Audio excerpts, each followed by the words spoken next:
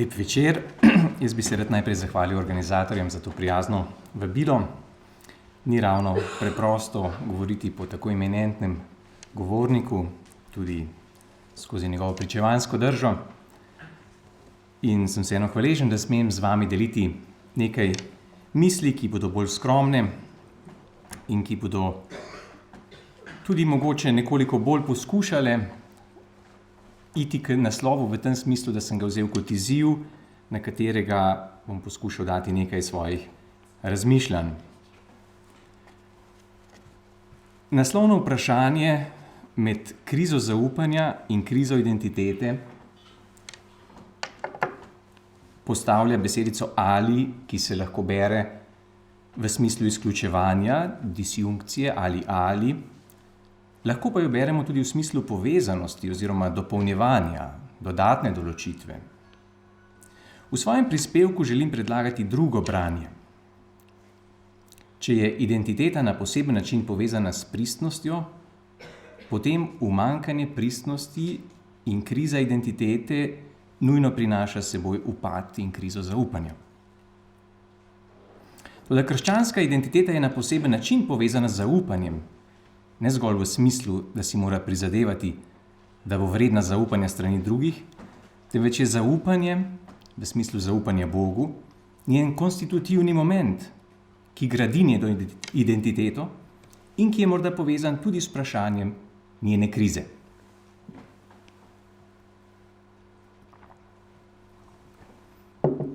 Jaz bom poskušal svoje razmišljanja tukaj razdeliti v nekaj točk, mislim, da so 3 glavne točke in potem še sklepna misel. In v prvi točki mi dovolite, da nekoliko ostajam zvest svoji osnovni poklicanosti v filozofiji in bi želel razmišljati o identiteti v luči filozofskega razmisleka. Potem bi rad prešel tudi k vprašanjem identitete cerkve in krščanstva, torej se bom podal na področje, ki niso potem moje matično področje, ampak so pa področje tudi mene kot razmišljujočega vernika. Identiteta ali istovetnost pri človeku, tako v njegovi individualni kot njegovi občestveni razsežnosti, v smislu skupnosti, ni take vrste, kot je identiteta stvari ali bitij, ki ne poznajo svobode. Običajno identiteto razumemo kot nekaj stalnega in nespremenljivega. Kot nekaj, kar je dano, kar je preprosto danost.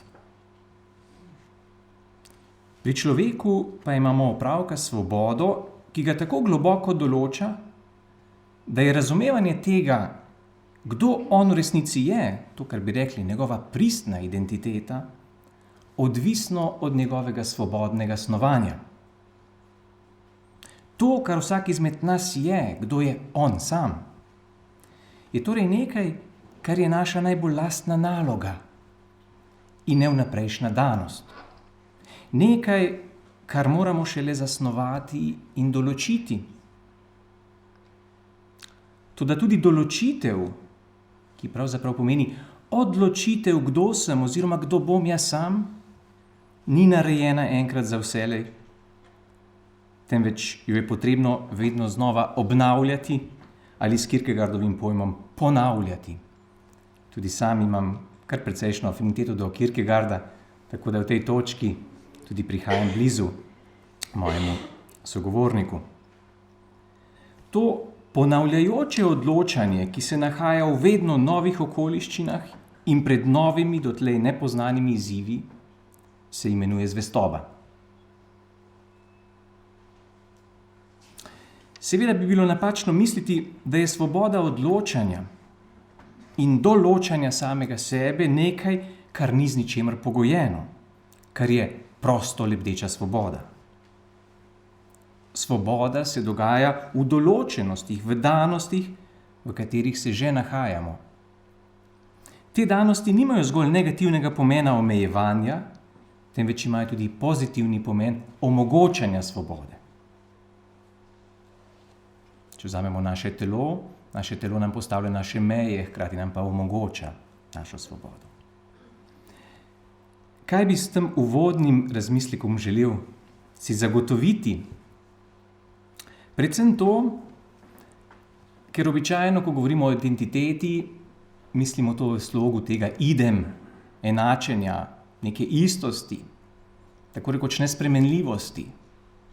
Tako malo kot je naša identiteta na osebni izkaznici, identity card, kjer smo tako rekoč določeni, nespremenljivo, to, kar smo. V resnici pri ljudeh, pri svobodnih bitjih, identiteta ni nespremenljiva danost, temveč je zadanost, če bi smel malo nemško konstrukcijo prevzeti, Gabe und Aufgabe, ali je naloga naši svobodi, da jo oblikujemo, torej identiteto. Vprašanje identitete ni zgolj spomin na preteklo določenost, ni zgolj spominjanje tega, kar smo bili, kar je bilo določeno za nas, temveč snovanje nove prihodnosti glede tega, kar smo.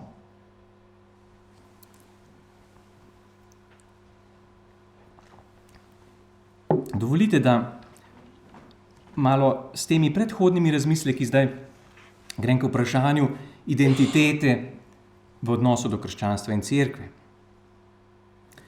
Ko govorimo o identiteti, se sprašujemo, kaj nekaj zares in pristno je, kot ono samo.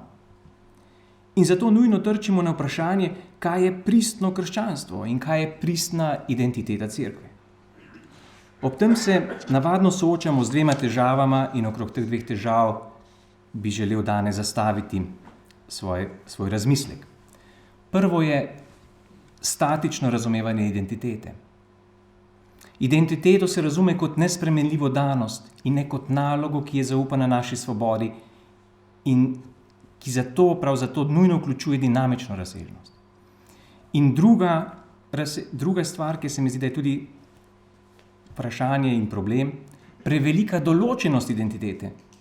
Lahko bi celo rekli prenasičenost danosti, s tujko bi lahko rekli hiperdeterminiranost.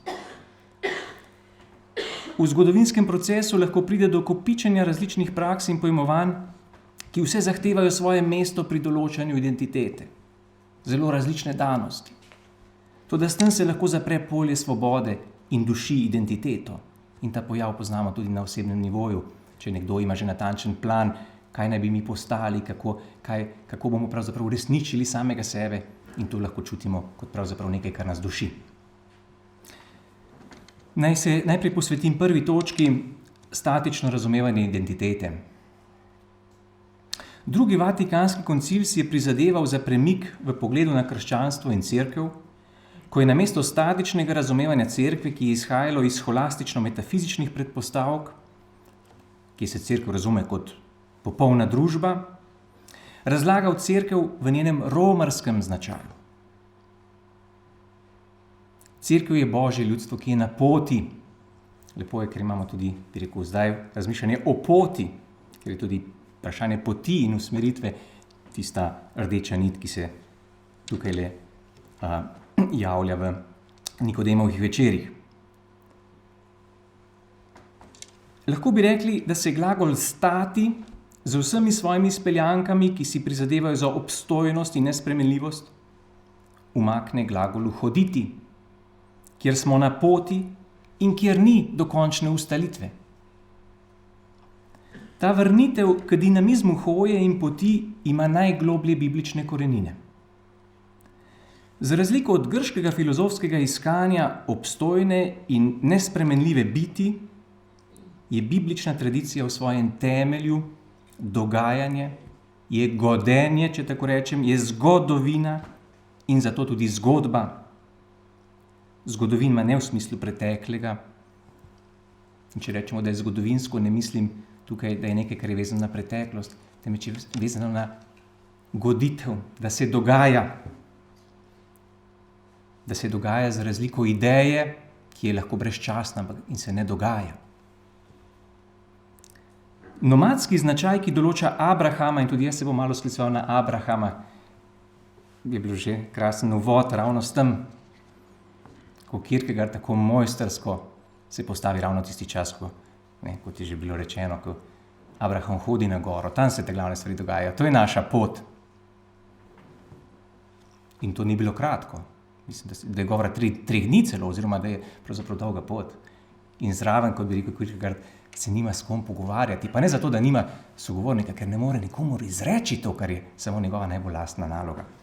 To samo tako, mimogrede, ker mi je spodbudilo tudi razmišljanje mojega predhodnika. In poglejte, biblična zgodba se začne z nomadskim narodom, če tako rečemo. Ta nomadski značaj, bi lahko rekli, ima mnogo globlji pomen, kot bi si utegnili misliti. Abrahamov odgovor na božji klic pomeni odhod na pot, podati se v neznano. Judovski filozofski mislec Levinas opozori na razliko med Abrahamom in Odisejem, med biblično paradigmo in med grško filozofsko paradigmo.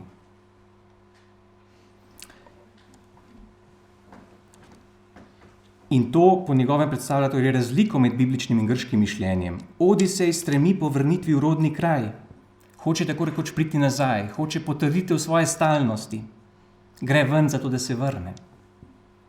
Abraham pa se v zaupanju Bogu preda njegovemu klicu in ne da bi vedel, kam natančno ga ta vodi, se odpove želji po lastni gotovosti in stalnosti. To je pravzaprav, če želite, pot k drugemu kot drugemu in na nek način tudi s tem temeljni vzorec tega, kar pomeni predanost v veri. Seveda bi bilo napačno sklepati, da prednost hoje pred stanjem, razgibanosti pred obstojnostjo pomeni, da bi sama hoja postala cilj v sebi, kar se včasih zdi značilnost postmoderne miselnosti. Pa še kakšne reklame, tudi za kakšne avte. Abrahamova hoja ima cilj, ki ga prinaša Božja obljuba.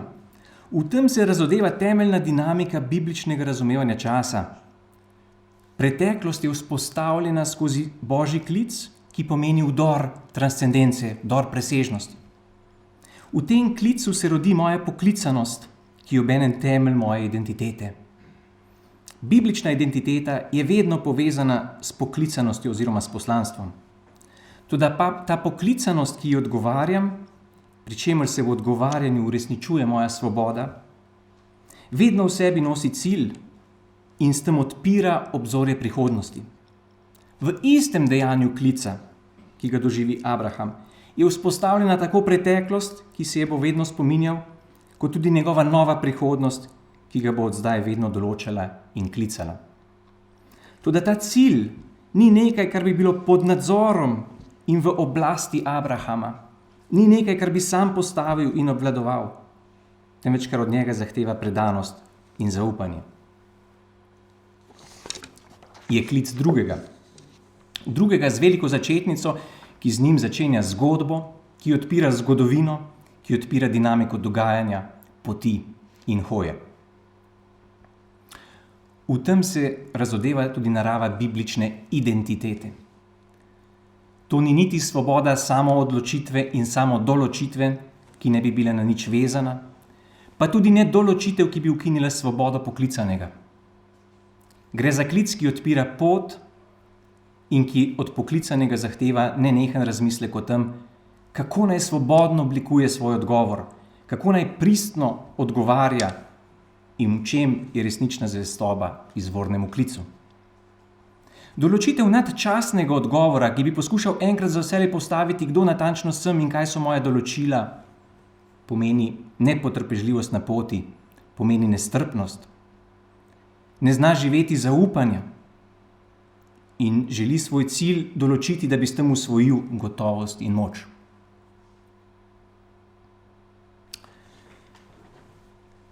Toliko glede statičnosti.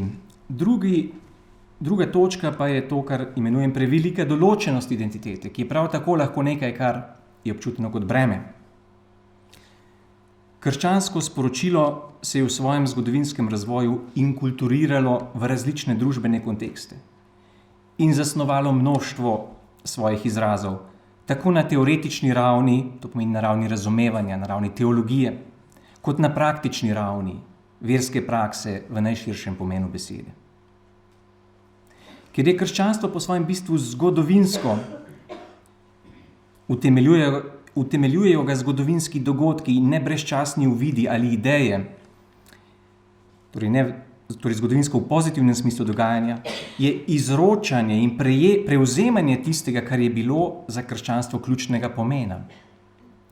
Toda to izročilo ali tradicija lahko postane tako razvejano in široko zaradi različnih zgodovinskih sedimentacij, usedanj različnih pojmovanj in praks, ki se potem ohranjajo in prenašajo naprej. Lahko postane torej tako široko, da vse njegove danosti preveč določajo identiteto oziroma dušijo polje svobode. Če se s tem poveže še statično razumevanje identitete, potem je izročilo podobno nahrbtniku, ki je tako poln, da močno ovira našo nadaljnjo hojo. Prispodobo sem si izposodil pri dolgoletnem znancu iz Avstrije Markusu Schlagnitweitu, duhovniku, doktorju socialne etike in popotniku, ki je pravzaprav alpinistu in tudi sicer, ki je spomladi, ko sem bil na Dunaju, izdal knjigo razmišljanj, ki pravzaprav vključuje njegove izkušnje s poti, meditacije na poti, pa tudi hkrati njegove pridige, kajti v teh pridigah, ki jih je pripravljal predvsem za študente, kot študentski duhovnik v Linzu, je pravzaprav prepletal te svoje izkušnje poti tudi z duhovnimi razmišljanji. Naslov je dal v tej knjigi Tla pod nogami, poziv k nemiru. Mislim, da že sam naslov s podnaslovom nakazuje pravzaprav to, da po eni strani tla pod nogami so tisto, kar nas se skozi nosi, so tisto, če želite, tista stalnost, ki pa ni statična stalnost, je tisto, na kar se vedno lahko zanesemo.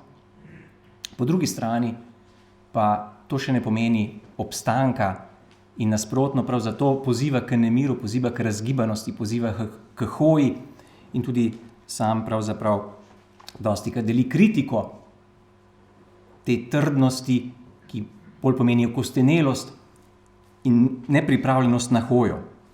Ampak iz te meditacije njegove tako pravi, najprej ima meditacijo o nahrbtniku in potem še o tradiciji. In pravi, vsak popotnik ve, da je ustrezna oprema, ki jo nosi v nahrbtniku, ključnega pomena za njegovo hojo in preživetje. Toda obenem tudi ve, da mora dobro premisliti, koliko lahko spravi v svoj nahrbtnik.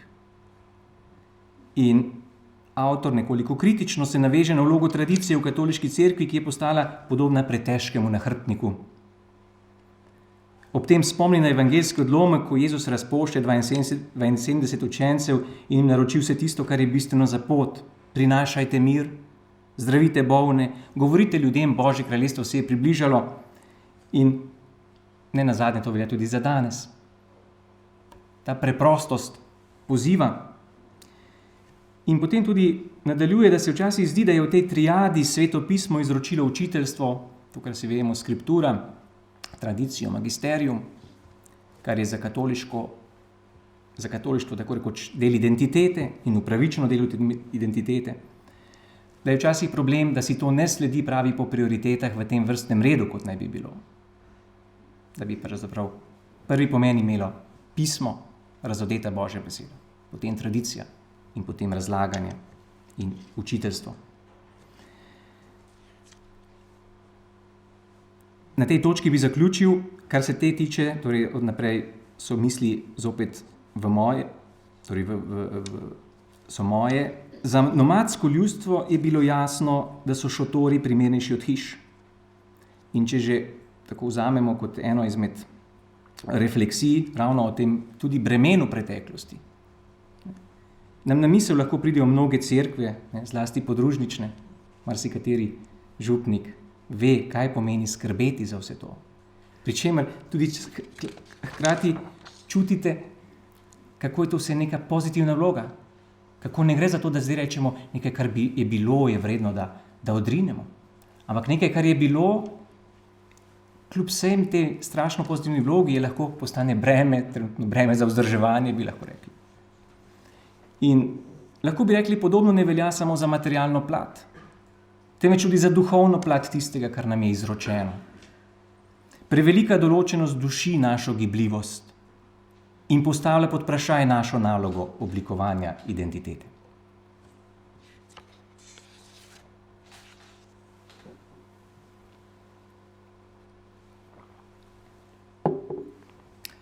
V 3. točki, ki bo zadnja pred sklepno mislijo, bi rad malo razmislil še o odgovorih na krizo identitete, ki bodo sicer ostali bolj na načelni ravni, ampak upam, da bodo kljub vsemu imeli dovolj spodbude tudi za kakšen bolj konkretnejši razmislek, tudi če ne bo izgovorjen. Statično in prenasičeno razumevanje identitete katoliškega krščanstva in cerkve odvrača mnoge, ki jih sicer nagovori evangeljsko sporočilo, da bi se lahko identificirali, poistovetili s cerkvijo. Če bi cerkev sama sebe bolj razumela kot romarico, ki je na poti in ki je sposobna vedno znova kritično razmišljati o tistem, kaj je bistveno za njeno hojo, potem se ji lahko pridružijo tudi tisti, ki prav tako hodijo in iščejo.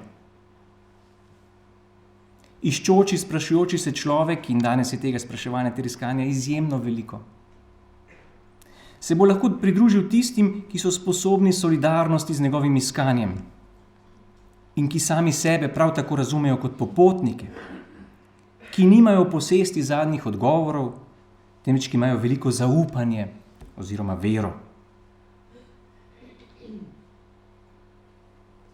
Težko je priti, ko bi moral tako rekoč postati nekdo drugi, ker bi se moral z neko identiteto, ki je natančno določena, povsem identificirati.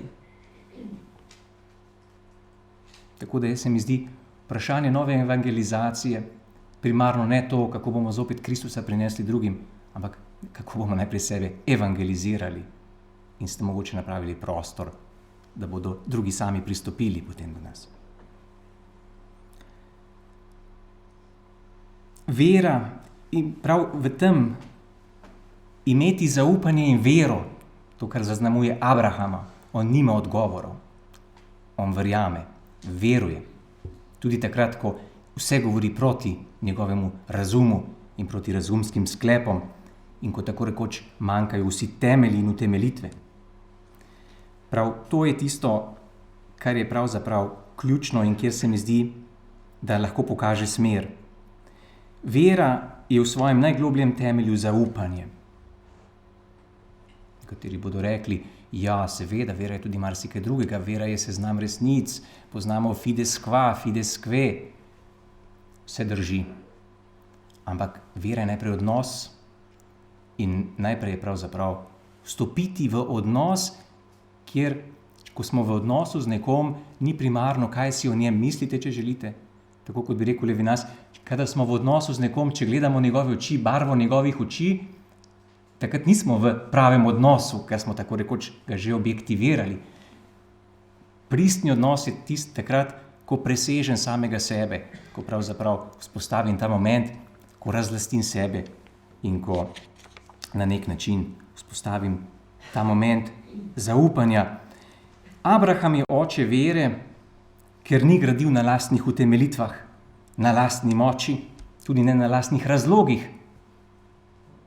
Razlogi so v latinsko in francosko in v drugih jezikih tako rekoč enako kot razum.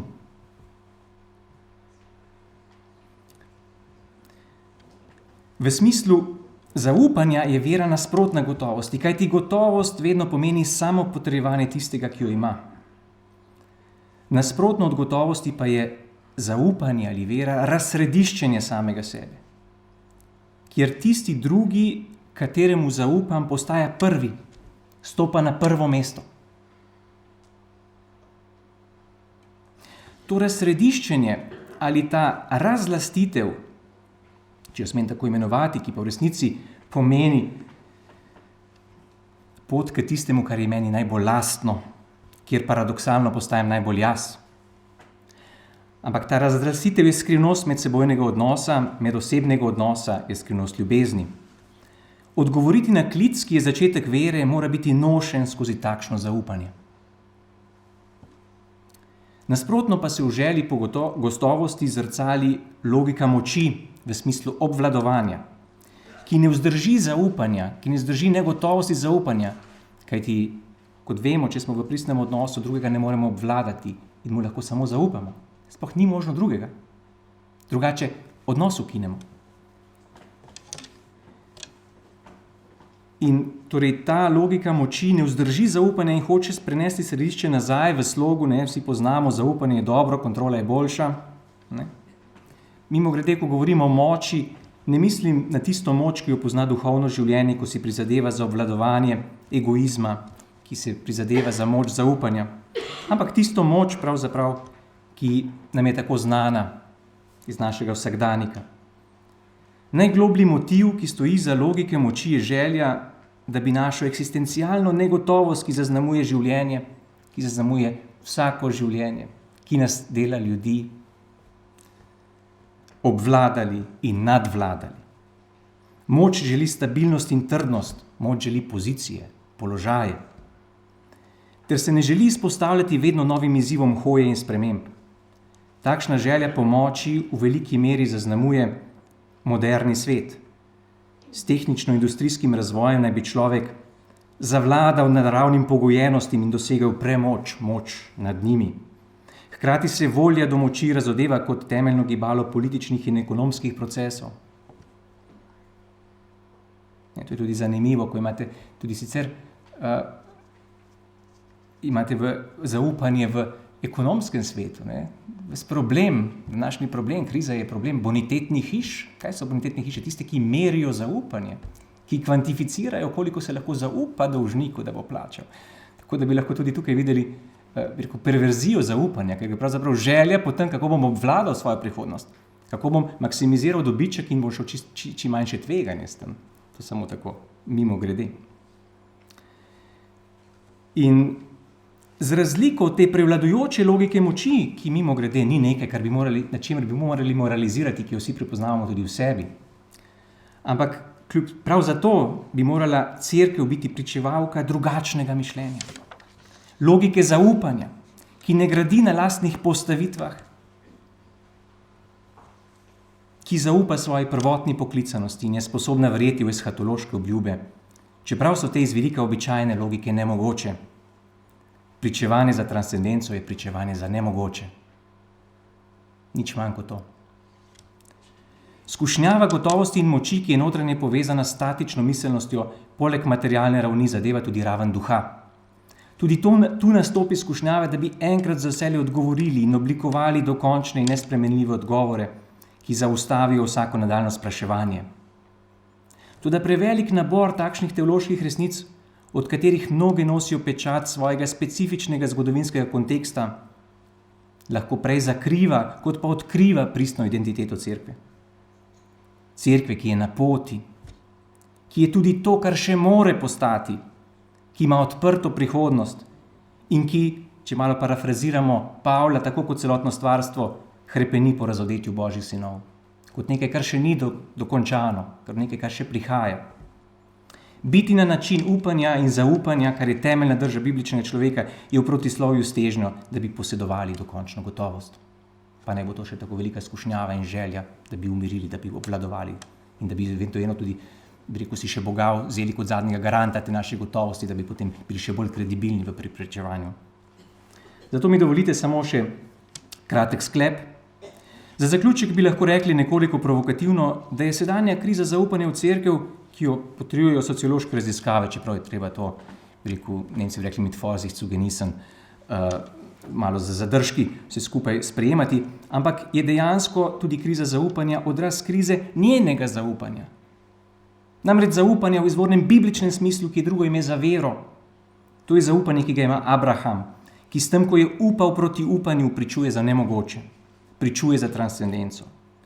Nasprotje tega zaupanja je v želji, da bi se ustavili na poti, da bi vztrajali v privajenem zavetju, da bi po možnosti sami zgradili gotovost in še kaj drugega zgradili in poskrbeli za moč. V tem primeru se izgublja pristnost vere in distanca do tiste logike moči, za katero se zdi, da vodi svet, pa dostikrat tudi nas, kajti zelo je treba paziti pred vsakim moraliziranjem.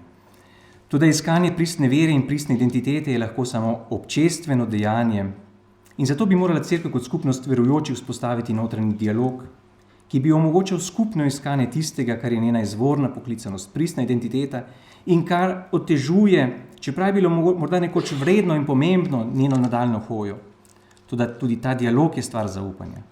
Zaupanja, ki mora premagati strah, ki je še kako prisoten, in ki je sposobno to zaupanje sprejeti izziv prihodnosti. Hvala za vaše potrpljenje.